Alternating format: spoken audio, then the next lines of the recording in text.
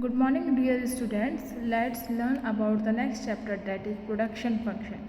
This is a new chapter of microeconomics.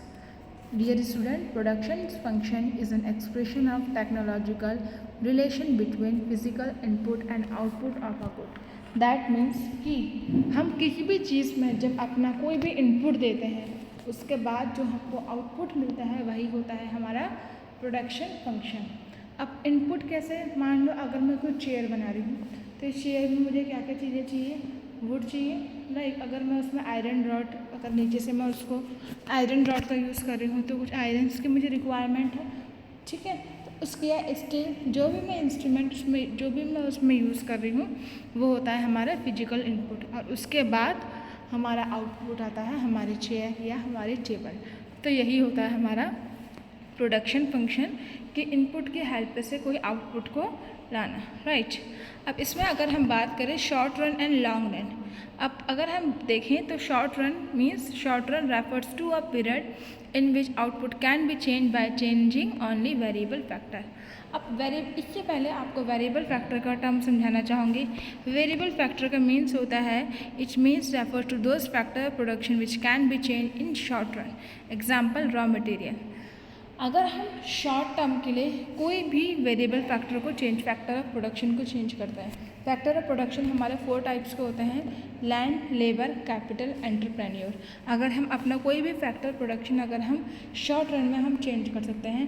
Example के लिए अगर मैं मिठाई की शॉप खोलना चाहती हूँ, अगर मेरी मिठाई की शॉप है या मैं स्वीट मेकर हूँ, अगर मेरे को 2 दिन में एक लार्ज ऑर्डर आता है किसी मिठाई को बनाने के लिए, तो उस लार्ज ऑर्डर को मैं किन किन चीज़ों से बनवा सकती हूँ। लाइक मैं अपना फैक्टर ऑफ प्रोडक्शन, जैसे मैंने लेबर बढ़ा दिया, अपने कैपिटल मैंने बढ़ा दिए अपने, राइट। मैं लैंड को अपने एकदम से नहीं बढ़ा सकती हूँ, मैं कैपिटल को अपने इंक्रीज़ कर सकती हूँ, जिस वजह से फैक्टर ऑफ प्रोडक्शन हमारा चेंज हुआ, वेरिएबल फैक्टर होता है हमारा, राइट। तो वेरिएबल फैक्टर्स के बाद आते हैं हमारे fix factor. It refers to those factor which can not be change in the short run. अब हमारे जो फिक्स फैक्टर है वो शॉर्ट रन में हम चेंज नहीं कर सकते हैं, राइट। जैसे कि अगर मुझे बोला जाए कि लैंड और बिल्डिंग अगर मुझे एक्सपेंड करनी है अपनी कुछ ही दिनों में, अगर मुझसे कहा जाए कि बिल्डिंग बनानी है 1 हफ्ते के अंदर या 10 दिन में और 3 फ्लोर की बिल्डिंग, तो वो पॉसिबल नहीं है कि वो इतनी जल्दी वो बिल्डिंग तैयार हो सके। उसके लिए एक मेरे को प्रॉपर टाइम चाहिए। फिक्स फैक्टर वो होते हैं जो कि शॉर्ट रन में हमारे चेंज नहीं हो सकते हैं। Example plant and machinery, building, land etcetera, right. इसके बाद जो हमारा कंटेंट था यही था, शॉर्ट रन होते हैं जिसमें आउटपुट हमारा चेंज हो जाता है। जैसे अगर मान लो अगर मैं स्वीट मेकर हूँ, अगर मैं 10 kg अगर मैं लड्डू बना रही हूँ और मेरे को 2 दिन में ऑर्डर दिया जाता है कि 200 kg लड्डू का, तो आउटपुट हमारा चेंज हुआ, ठीक है। आउटपुट हमारा चेंज क्यों हुआ? क्योंकि मैंने वेरिएबल फैक्टर्स को चेंज किया। वेरिएबल फैक्टर्स मेरे थे कौन से? लेबर एंड कैपिटल को, राइट। और वहीं अगर मैं लॉन्ग रन की बात करूं तो लॉन्ग रन हमारे होते हैं जिसमें it refers to a period in which output can be change by changing all factors of production. जैसे कि मैं बिल्डिंग बनाना चाह रही हूँ, अब मेरे को उसके लिए लैंड भी चाहिए होगा, ये लॉन्ग टाइम में ही पॉसिबल है।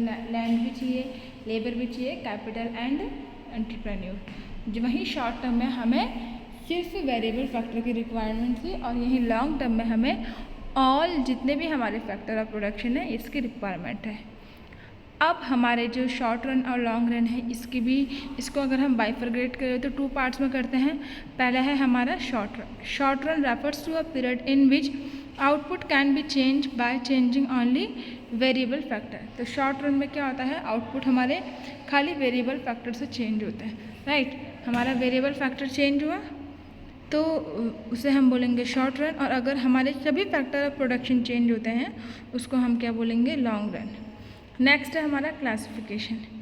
Factors are classified variables and fixed factor in the short run. तो फैक्टर को हम क्लासीफाई करेंगे किस किस में? वेरिएबल एंड फिक्स्ड फैक्टर में।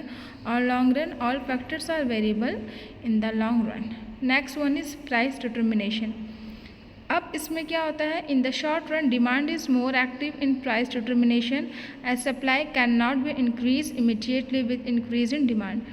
तो इसमें जो डिमांड होती है वो तो एक्टिव होती है, लेकिन आप सप्लाई एकदम से डिमांड की वजह से हम सप्लाई को नहीं बढ़ा सकते हैं। But if we are talking about the long run, जो दोनों डिमांड और सप्लाई है वो इक्वल रोल प्ले करती है और टाइम के साथ ही हमारी जो सप्लाई है वो होती है। लाइक अगर बिल्डिंग की बात की जाए तो वो एक अपने वक्त पर करेगी, ठीक है। नेक्स्ट है आपका नेक्स्ट हमारा टॉपिक आता है टाइप्स ऑफ प्रोडक्ट, जिसमें सबसे पहले है हमारे total product. Total product refers to the total quantity of goods produce by a firm. कोई एक फर्म एक पर्टिकुलर टाइम में कितने गुड्स को प्रोड्यूस करती है उसको हम बोलते हैं टोटल प्रोडक्ट। सपोज अगर वन लेबर किसी काम को 10 डेज में कर रहे हैं तो वहीं 6 लेबर उस काम को कितने टाइम पीरियड में करेंगे, या 1 kg तो 60 डे। अगर 1 लेबर किसी काम 60 डेज में कोई वर्क कंप्लीट कर रहे हैं तो अगर एक दिन में 6 आवर काम कर रहे हैं तो 6 जो लेबर होंगे या 10 लेबर होंगे वो 60 वर्क को अपना कंप्लीट करेंगे, राइट। तो इसको हम बोलेंगे total product. And average product होता है हमारा total products divided by unit of variable factors. And marginal product होता है हमारा कि कितना एडिशनल ऑफ प्रोडक्ट हमारा इंक्रीज हुआ है, इसको हम बोलेंगे marginal product. It refers to addition to total product which one more unit of variable factor is employed। तो डियर स्टूडेंट, ये सारे टॉपिक्स मैं आपको नेक्स्ट क्लास में आपको ये एक्सप्लेन करूँगी कि इसमें हमारे क्या क्या डिफ्रेंशिएट होते हैं। तब तक के लिए आप जितने भी नोट्स हैं you can write all the notes in your notebook and remaining class I will teach you in your class only. Okay students, have a nice day.